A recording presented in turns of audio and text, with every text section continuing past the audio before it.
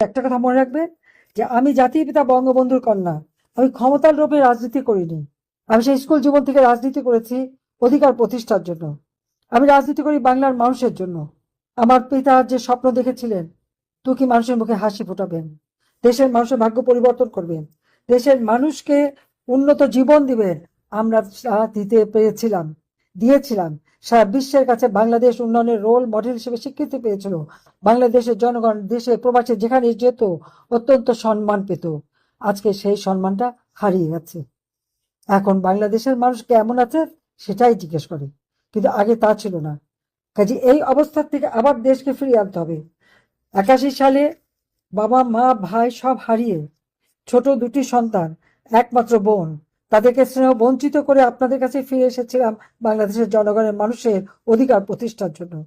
আবার 2007 সালে আমি যখন বিদেশে আমার অসুস্থ পুত্রবধূকে দেখতে গেছি, আমার বিরুদ্ধে মিথ্যা মামলা, হত্যার মামলা দেওয়া হয়েছিল, কিন্তু যখন আমি দেশে ফিরে আসতে চাইলাম বাধা দেওয়া হলো।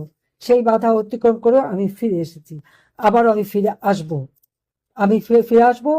আমি সারা বাংলাদেশের মানুষের সেই তৃণমূল ইউনিয়ন পর্যায় পর্যন্ত আমি মানুষের সাথে কথা বলছি। আমার একটা পরিকল্পনা অনুযায়ী আমি কথা বলে যাচ্ছি। তারপরে আমি ফিরে এসে আপনাদের পাশেই দাঁড়াবো।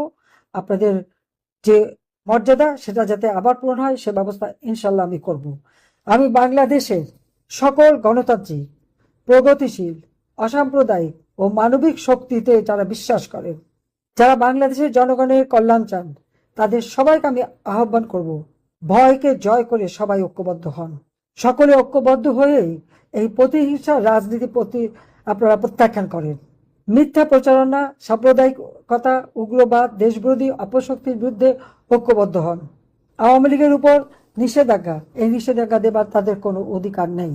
কাজে এই নিষেধাজ্ঞা অচিরে প্রত্যাহার করতে হবে, কারণ আওয়ামী লীগ জনগণের দল।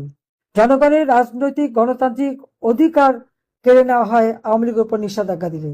কাজে এই অন্যায়ের বিরুদ্ধে দেশের মানুষকে আজকে ঐক্যবদ্ধ হবার জন্য আমি সবাইকে আহ্বান জানাচ্ছি। আসুন।